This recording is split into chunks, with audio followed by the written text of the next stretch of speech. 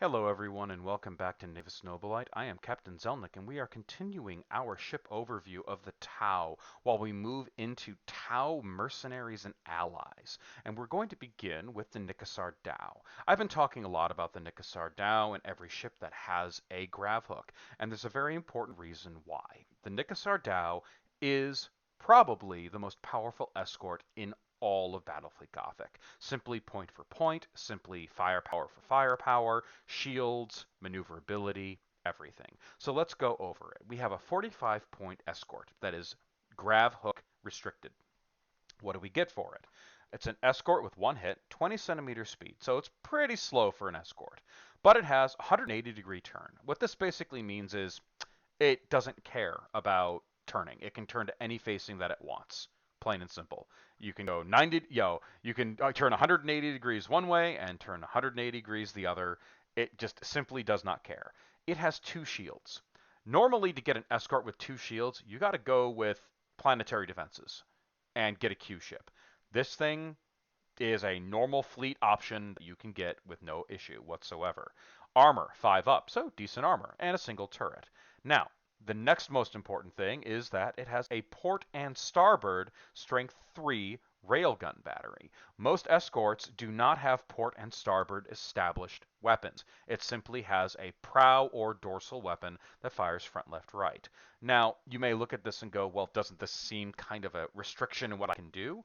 No, what this means is that your squadron of Dhows can fire a strength 3 one way and strength 3 the other way. And then the next round, it can just turn right around or any facing it wants and then move and do it again over and over and over. And it has two shields on top of that. So two shields makes it a very tough ship to destroy. It's enormously powerful for an escort.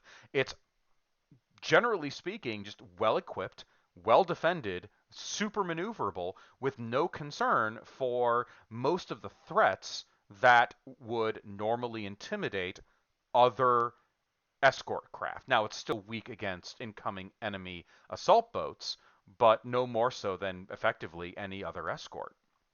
So, and given that you're playing as Dhow and you already have an overabundance of ordnance for defense, you're not as concerned about it. Now, one very important thing is this little rule down here. Dhow fleets may bring Dhows to battle on gravitic hooks instead of orcas. Any ship equipped with Dhows can only be equipped with Dhows and may not have orcas. These then form a squadron, but for battle purposes can deploy separately and perform different orders. Their leadership is the same as their parent ship, plus one, as the Nicassar are natural spacefarers. Now, there are a couple of other ways to bring Nicassar Dhows. There aren't just, explorers, merchants, and that's it.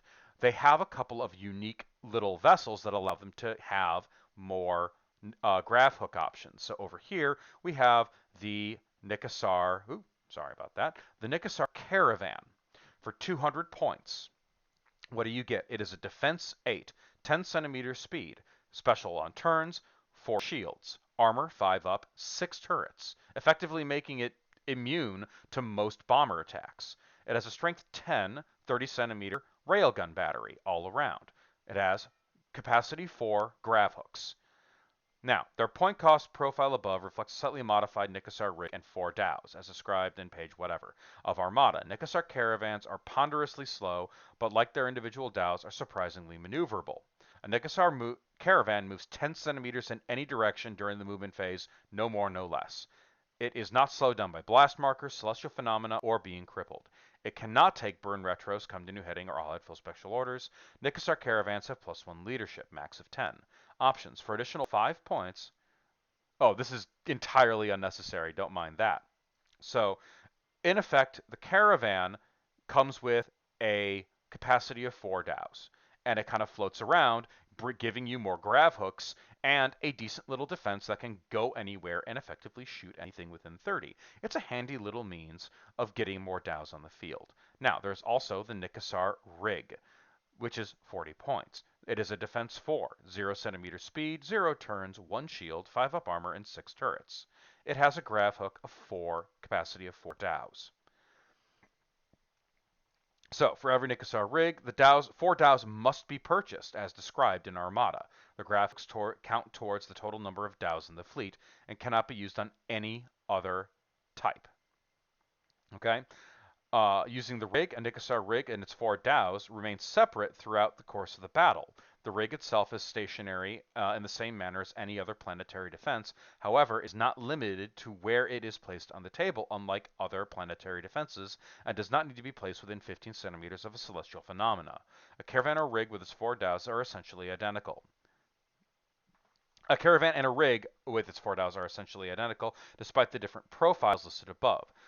In the course of a campaign, a player may substitute one for the other for every rig or caravan on the fleet list before the start of the battle, simply deciding whether or not the rig is to move or remain stationary. Once the decision is made, it cannot be changed until the start of the following battle. So basically, it is a reasonably cheap way of getting more grav hooks into the battle, or in this case, a highly maneuverable defensive position, and you can take these in standard fights. So that's the Nicassar. What a wonderful little group of mean little aliens, fully capable of having an escort craft that beats just about everything else in the game. All right, thank you all so much for watching this. We're going to go on to the Demiurge next. Have a good day.